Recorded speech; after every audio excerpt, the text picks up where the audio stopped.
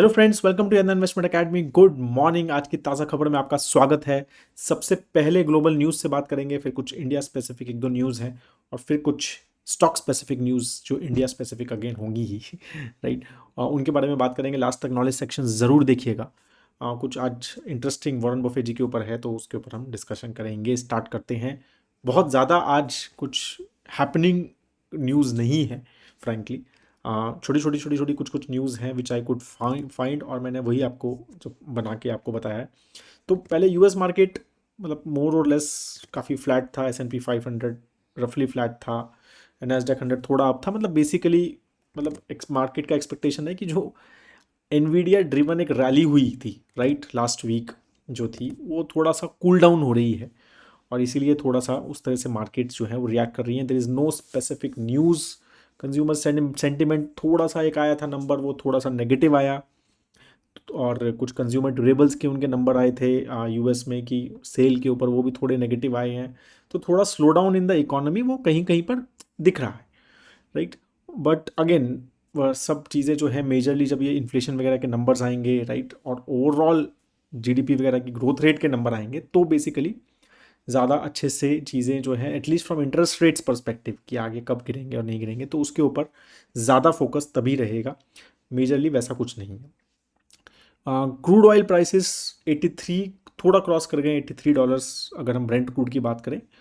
Again मतलब consistently supply cuts production cuts OPEC countries कर ही रहे हैं तो वो चल ही रहा है और एक्सपेक्टेड यही है कि मतलब इस क्वार्टर में भी ये चलेगा right. And apart from that there has been of course जो गाज़ा में सीज़ फायर की जो बात चल रही है वही मतलब थोड़ा सा वेट कर रहा है कि ये सीज़ फायर होती है। थोड़ा जो वो एक मिडल ईस्ट में जो एक वॉर का सिचुएशन थोड़ा सा हो गया है तो वो कूल डाउन होता है तो I think the accordingly the markets will accordingly react. तो इसलिए वो मतलब एक बीच में से फंसा हुआ है वो ऑयल। प्रोडक्शन कट्स की वजह से वो बढ़ भी नहीं रहा है और इकोनॉमिक स्लो डाउन की वजह से वो गिर भी नहीं रहा है। और फिर ये बीच में ये angle of Red Sea crisis and all this Hamas and Israel war, ये सारी चीज़ें मिक्स होके बेसिकली एक कॉम्प्लिकेटेड कॉकटेल बन गई है राइट इन जो है overall oil prices perspective. But एक ऐसी जगह पे है ऑयल प्राइसेस मतलब जो various experts, again I am not an expert in it, but जो वेरियस एक्सपर्ट्स बोलते हैं कि ये 75 से 80 $85 का बीच का एक ऐसा प्राइस होता है जो कंट्रीज़ जो बना रहे हैं, जो ऑयल प्रोड्यूसिंग कंट्रीज़ हैं उनको भी ठीक लगता है और जो कंज्यूमिंग कंट्रीज़ हैं वो भी उसमें मैनेज करते हैं, मतलब उनको भी वो ज़्यादा पॉकेट में पिंच नहीं होता। तो ये काफ़ी कंफर्टेबल टाइप का एक मतलब आई वुड से कि इस तरह का एक नंबर है जिसमें सभी देश थोड़े से बहुत दुखी भी नहीं है और बहुत खुश भी नहीं है राइट। तो इस तरह से मेजरली ये वहीं पर वो उनको उस तरह का ऑयल को बेसिकली मैनेज करने की कोशिश बेसिकली मेरे ख्याल से ओपेक कंट्रीज़ की जा रही है।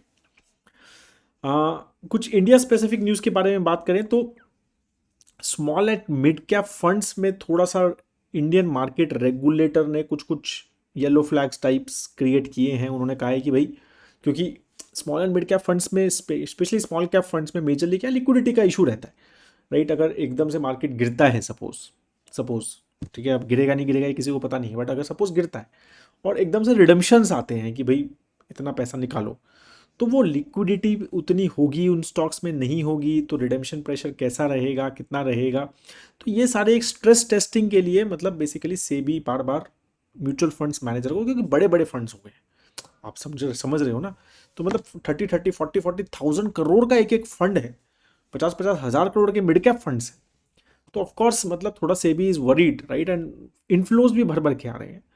तो थोड़ा सेबी इज़ वरीड कि भाई अगर सपोज जिस तरह से इनफ्लोज आ रहे हैं उस तरह से आउटफ्लो भी आए तो will you be able to manage the, और मार्केट्स अगर गिर रहा है तो वो स्ट्रेस टेस्ट में आप रिडेम्पशंस मैनेज कर पाओगे क्या राइट। तो उसके ऊपर सेबी का कुछ कुछ चीज़ें चल रही हैं तो काफ़ी प्रोएक्टिव हमारा रेगुलेटर है। मतलब आई थिंक वी हम काफ़ी बार इस बारे में बोलते हैं कि we have very proactive regulator. तो ये सारी चीज़ें बेसिकली कि आप कितना कैश मैनेज कर रहे हैं, कितना लिक्विड एसेट मैनेज कर रहे हैं, ये सारी चीज़ें देखने के लिए तो उस तरह का स्ट्रेस टेस्ट जो है SEBI is asking again and again this fund. There is nothing formal as such, ये सब थोड़ा सा सोर्सेज ड्रिवन ही है। अब यही चीज़ आप ये देखो ना, अभी जो स्मॉल एंड मिड कैप की रैली हुई है इसमें एक और छोटा सा चेंज हुआ है जो शायद काफ़ी लोग मिस कर गए हैं और वो है एनएससी ने अपने इंडिसेस की मेथडोलॉजी में थोड़ा थोड़ा चेंज किया और majorly small and mid cap की मेथडोलॉजी में। तो पहले जो स्मॉल एंड मिड कैप की, जैसे अगर आप निफ्टी मिड कैप 50 की बात करो या निफ्टी स्मॉल कैप 50 की बात करो, जो कि काफ़ी 60-65% के रिटर्न्स है उनके एक एक साल के, राइट, तो उनकी बात करो तो वो जो है पहले total market index driven index मतलब बनते थे। वो टोटल मार्केट कैप जो होती थी कंपनी की, उसके बेसिस पे, टॉप कंपनीज के बेसिस पे ये इंडिसेस बनाए जाते थे। लेकिन एनएससी ने अब इसको free float market cap driven जो है वो कर दिया है। तो अब आप ये समझ रहे हो कि क्यों किया है फ्री फ्लोट, क्योंकि फ्री फ्लोट अगर ज़्यादा होगा, उसकी वेटेज ज़्यादा होगी, तो फ्री फ्लोट ज़्यादा होगा तो लिक्विडिटी ज़्यादा होती है। अगर आपका फ्री फ्लोट कम है, राइट, तो लिक्विडिटी का इशू है, राइट, तो मतलब इतना है ही नहीं, मतलब मार्केट में स्टॉक ही नहीं है। अब अगर जैसे कई गवर्नमेंट कंपनीज हैं, पीएसयू कंपनीज है, उसमें 90% स्टेक गवर्नमेंट का है, सिर्फ 10%। अभी जैसे एलआईसी है, आई थिंक हार्डली 3-4% का stake is free float, right. तो फ्री फ्लोट पता है ना आपको, free float is basically the promoter, जो प्रमोटर के पास नहीं है जो स्टेक, राइट, वो फ्री फ्लोट माना जाता है। लेकिन non promoter stake is free float stake. तो फ्री फ्लोट मार्केट कैप के हिसाब से जैसे निफ्टी 50 है, वो फ्री फ्लोट मार्केट कैप के हिसाब से उसमें एलोकेशंस होते हैं, राइट। तो जैसे इन्फोसिस का फ्री फ्लोट ज़्यादा रहता है और टीसीएस का कम रहता है, राइट। तो इवन दो टीसीएस का रेवेन्यू वगैरह काफ़ी बड़ा है, बट वो इन्फोसिस का भी अच्छा खासा वेटेज जो है उसमें आता है। तो इस तरह से काफ़ी सारी चीज़ें मैनेज होती है फ्री फ्लोट पर्सपेक्टिव से, कि फ्री फ्लोट ज़्यादा है तो उनको वेटेज ज़्यादा दिया जाता है। इस तरह की मेथोडोलॉजी मेजरली बड़े बड़े इंडिसेस में होती है। अब यही चीज़ स्मॉल एंड मिड कैप में भी एनएससी लेके आ रहा है, और ये majorly because of the liquidity crisis. अगर मान लो मार्केट गिरता है और ये इंडिसेस, काफ़ी सारे लोग जो हैं ईटीएफ्स में, इंडेक्स फंड्स में इन्वेस्ट कर रहे हैं, तो वो अगर रिडीम करते हैं, तो अगर ऐसी कंपनी में रिडीम हो, मतलब इन्वेस्टमेंट हो गया जो फ्री फ्लोट ही बहुत कम है बट टोटल मार्केट कैप अच्छा है, तो आपका वहाँ पर मतलब सर्किट लगते रहेंगे और आप बेच ही नहीं पाओगे, राइट, लिक्विडिटी इशू हो जाएगा। तो ये सारी चीज़ें बेसिकली वही ड्रिवन है, राइट, बिकॉज मतलब मतलब क्या indications, even regulatory body is giving indications की स्मॉल एंड मिड कैप में थोड़ा सा ओवर वैल्यूएशन है। एक और इंटरेस्टिंग न्यूज़ आई है, मैंने लाइव मिंट में भी पढ़ी और बिजनेस स्टैंडर्ड में भी पढ़ी है, इंटरेस्टिंग थी, कि रशिया के कुछ लग्जरी होटल्स जो हैं, they are planning to partner with some of the Indian companies. और फॉर व्हाट, तो क्योंकि ना रशिया में बहुत सारी अमेरिकन कंपनीज जैसे रिट्स कार्लसन है, फोर सीजन्स है, पार्क हयात है, इन्होंने यूक्रेन रशिया वॉर के बाद ये सारी कंपनीज ने रशिया छोड़ दिया। प्रॉपर्टी तो रह गई वहाँ, राइट। तो उनको मैनेज करने के लिए, उनको सब करने के लिए, तो they are basically seeking partners in India, because hospitality India में काफ़ी, मतलब Indian hospitality is considered one of the very very good in the world. तो they have, it seem they have approached IHCL, मतलब Indian hotels, they have approached Oberoi hotels, right. तो ये सारी listed company, lemon tree वगैरह ने कुछ कुछ interest भी दिखाया है। तो they are basically approaching all these big companies in India कि भाई तुम हमारे होटल्स को मैनेज करो रशिया में। तो लेट्स सी, मतलब it will be interesting partnership and interesting thing, but obviously with risk of again Russia being Russia, right. तो वो सारी चीज़ें रहेंगी, बट एक इंटरेस्टिंग है फ्रॉम हॉस्पिटैलिटी सेक्टर की going out of India, right, and managing things, right. अभी तक तो हम हॉस्पिटैलिटी के सेक्टर की जो बात करते थे वो इंडिया स्पेसिफिक बात करते थे। अब हम बात करते हैं फ्रॉम कुछ स्टॉक स्पेसिफिक न्यूज़ की। तो इन्फोसिस के काफ़ी काफ़ी इंटरेस्टिंग इंटरव्यू था फ्रॉम आर्टिफिशियल इंटेलिजेंस पर्सपेक्टिव।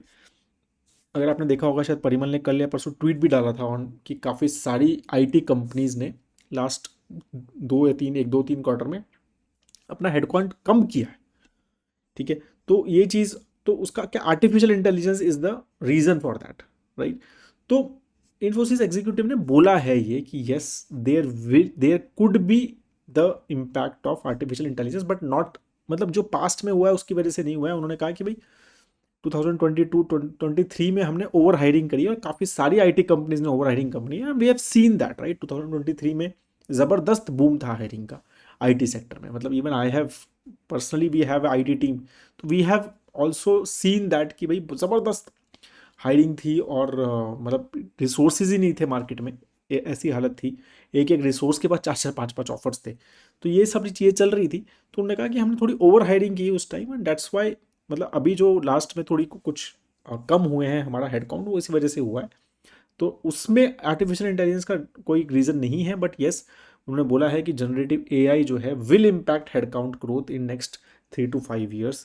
तो ये चीज़ समझनी है हमें, right, from IT sector perspective, क्योंकि आईटी सेक्टर एक बहुत बड़ा हमारा जॉब क्रिएटर है इंडिया में, ठीक है। तो ये एक थोड़ा सा वरीसम ट्रेंड भी है from social fabric perspective, but investor perspective एक थोड़ा सा पॉजिटिव ट्रेंड भी है कि भाई अगर आप more and more artificial intelligence या ऑटोमेशन ड्रिवन जाओगे, राइट, तो आपकी एफिशिएंसी, कॉस्ट ऑफ, जो सबसे बड़ा कॉस्ट ऑफ एम्प्लॉय रहता है आईटी कंपनी में, वो थोड़ा कम होता है, तो आपके मार्जिन्स और इंप्रूव हो सकते हैं। तो ये दोनों साइड से अपने को देखना है, लेकिन अगेन द ग्रोथ कितना होता है वो सारी चीज़ें। तो इन्फोसिस में दे आर सेइंग कि we are planning to build Infosys as a, मतलब AI first company. They are saying कि हम इस थॉट प्रोसेस से हम थोड़ा डिसरप्ट करना चाह रहे हैं अपने बिजनेस मॉडल को, और एआई फर्स्ट कंपनी मतलब कोई भी चीज़ आएगी तो हम पहले आर्टिफिशियल इंटेलिजेंस के थ्रू शो करने की कोशिश करेंगे और फिर बाद में बाकी चीज़ करेंगे। तो इस तरह का थॉट प्रोसेस इन्फोसिस सोच रहा है। तो मतलब ये काफ़ी एक बड़ा शिफ्ट है अगर आप देखोगे आईटी सर्विसेज में, तो and we should closely watch it अगर आप एक टेक मतलब आईटी में इन्वेस्टेड हो तो। ऐसा सेड, ये दोनों तरफ जा सकता है, काफ़ी नेगेटिव भी जा सकता है, काफ़ी पॉजिटिव भी जा सकता है, राइट। गवर्नमेंट के रेगुलेशंस और गवर्नमेंट के ओवर रेगुलेशंस भी हो सकते हैं कि भाई अगर आप हायरिंग नहीं कर रहे हो तो they can also think about these things, right. तो हमें सब चीज़ें देखनी है। बाकी वोडाफोन आइडिया की मीटिंग मैंने मतलब जब लास्ट वीक भी किया था तब भी हमने बात हुई थी हमारा कि they are planning a board of meeting to raise money. तो 45,000 करोड़ का मतलब they have I think approved fund raising 45,000 crore की, जिसमें से 20,000 करोड़ इक्विटी से और बाकी आई थिंक डेट के through they are planning to raise money, right. तो ये चीज़ हमें इंपॉर्टेंट है। छोटा सा एक न्यूज़ और था, टाइटन ने कैरेट लेन का कंप्लीट एक्विजिशन अब कंप्लीट कर लिया है। उनका शायद 0.6% का कुछ स्टेक, 0.36% का एक्चुअली स्टेक बचा था कैरेट लेन का। Now they are 100% subsidiary, CaratLane is now 100% subsidiary of, and it's a very fast growing business for Titan. तो it is now 100% subsidiary of Titan. Ramdev ji की जो पतंजलि है उसके ऊपर काफ़ी बड़ा एक एक्शन लिया from Supreme Court. They have banned their BP, diabetes and काफ़ी डिफरेंट ड्रग के ads, right. And they have said कि मेडिसिनल वर्ड यूज़ नहीं कर सकते, कि ये मेडिसिन हैं, ये सारी चीज़ें यूज़ नहीं कर सकते, राइट। तो काफ़ी सारे उन्होंने चीज़ें करी हैं। 54 डिजीज़ की मेडिसिन वगैरह में उन्होंने ऐड बंद कर दिए हैं कि बीपी, डायबिटीज़, एपिलेप्सी, लूपस, ये सारी चीज़ें। तो काफ़ी सारे उनको एक्शंस बेसिकली लिए हैं on Patanjali and their CEO. Patanjali Ayurved के ऊपर है ये। तो अब पतंजलि का जो लिस्टेड कंपनी है पतंजलि फूड्स, तो उन्होंने कहा है कि भाई ये सारी चीज़ें हमारे बिजनेस को इम्पैक्ट नहीं करेंगे, बिकॉज इट्स अ फूड, वहाँ पर ये आयुर्वेदिक प्रोडक्ट्स वगैरह हमारे को इम्पैक्ट नहीं करते हैं। मतलब it is a parent, but Patanjali Ayurvedic उनका जो है स्टेक है उसमें, but directly it is not going to impact Patanjali's food business. That's what the company has told the street. So that is all I think major news जो है जो मैं cover करना चाहता था वो मैंने कर दी है। अब अगर आपके पास समय नहीं है तो आप नॉलेज सेक्शन को स्किप कर सकते हैं, बट बहुत इंटरेस्टिंग है तो रखो। और अगर आप ड्राइव वगैरह कर रहे हो या फिर जिम वगैरह कर रहे हो तो just listen to me, I am just still I will share that screen, ठीक है, जिसमें but I will speak mostly, तो डोंट वरी अबाउट इट, ठीक है। तो बेसिकली क्या बात करने वाले हैं वो है लास्ट ईयर 2023 की एनुअल रिपोर्ट आई है बर्कशायर हाथवे की, जो जो बेसिकली वॉरेन बफेट की एनुअल रिपोर्ट के नाम से ज़्यादा फेमस है, एनुअल लेटर के नाम से ज़्यादा फेमस है एक्चुअली, बफेट्स एनुअल लेटर, राइट। तो काफ़ी मतलब जो लॉन्ग टर्म इन्वेस्टर्स हैं वो वेट करते हैं, उसमें विजडम जो आती है हाँ वॉरेन बफेट जी की उसमें, तो काफ़ी ज़बरदस्त होती है, हमेशा कुछ ना कुछ नया सीखने को मिलता है। तो कुछ कुछ पॉइंट्स हैं एक्चुअली। एक ईमेल आया था मुझे फ्रॉम एक ट्विटर हैंडल है कंपाउंडिंग क्वालिटी, तो उन्होंने काफ़ी अच्छे से, मतलब मैंने पढ़ा वो लेटर, बट उसमें उन्होंने इतना अच्छा समराइज़ किया था कि मैंने कहा कि चलो यार ये समरी शेयर कर देता हूँ आपके साथ, rather than doing something of my own, थोड़ा मेहनत खुद करने की बचाने की, ठीक है। तो I am just sharing my screen and then you will be able to see. तो बेसिकली बहुत ही इंटरेस्टिंग लेटर था। अगेन ऑफकोर्स सबसे पहले उन्होंने ट्रिब्यूट दिया चार्ली मंजर को, who basically died I think in November, right. तो एनी सेट कि he was the architect and everything, ठीक है। तो मैं तो कॉन्ट्रैक्टर हूँ, वो आर्किटेक्ट हैं, मैं तो बस उनका विजन को इम्प्लीमेंट करता था, दैट्स व्हाट ही सेड, ठीक है। तो of course very good words for him and मतलब वी ऑल नो, मतलब देयर इज नथिंग टू से, ठीक है। फिर पार्ट ऑफ इंटेंटिव वगैरह मतलब ये ठीक है, ये I think we can skip. Timing in the market beats timing the market, I think ये what he is saying is बहुत ही सही है कि I can't remember a period since 11th March 1942 right, the date of my first stock purchase, that I have not had a majority of my net worth in equities, US based equity, and so far so good। तो काफ़ी सारे लोग ये question पूछते हैं ना कि कितना स्टेक रखूं, मतलब मैं मतलब कितना एलोकेशन रखूं इंडियन इक्विटीज़ में, ठीक है, तो ये सारी चीज़ें हैं। तो मतलब एक अपने को समझना है कि इफ़ यू आर एक लॉन्ग टर्म इन्वेस्टर हो, आप एक ट्रस्ट करते हो equity as a asset class में, और आप ट्रस्ट करते हो इंडिया एज अ जोग्राफी में, तो ये सारी चीज़ें होनी चाहिए। तो एक रिस्क टेकिंग लॉन्ग टर्म, देखो रिस्क टेकर होना चाहिए आप, लॉन्ग टर्म इन्वेस्टर होने चाहिए, इंडिया की ग्रोथ में आपका ट्रस्ट होना चाहिए, और आप इक्विटी एज एसेट क्लास में ट्रस्ट होना चाहिए। चारों है तो आप काफ़ी बड़ी अपनी नेटवर्थ इक्विटी में रखो तो कोई इशू नहीं है। ठीक है, तो दैट्स व्हाट ही सेड। तो अगेन मतलब ही ऑलवेज से कि buy good companies, right? We want to own either all or portion of businesses that enjoy good economics that are fundamental and enduring. Within capitalism, some business will flourish for a very long time while others will prove to be sinkholes, right? तो मतलब हमेशा अच्छी good quality companies buy करो। Focus on companies with plenty of री investment opportunities, right? तो ये बहुत बड़ा चीज़ है। काफ़ी सारे लोग हमसे बोलते हैं कि सर एक डिविडेंड पोर्टफोलियो बना दो ना मॉडल पोर्टफोलियो में, राइट? तो या फिर मतलब डिविडेंड बताओ कि हाई डिविडेंड पेइंग कंपनीज कौन सी हैं, अच्छी कौन सी हैं। तो ये बहुत अच्छी चीज़ है उनके लिए कि be fair the rare enterprise that can deploy additional capital high return in the future, right?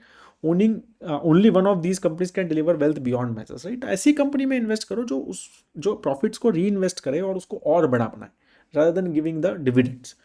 तो इस तरह की कंपनीज में मतलब you will have not have the exponential growth, ठीक है, डिविडेंड यील्डिंग कंपनीज में। ये चीज़ हमें समझनी है।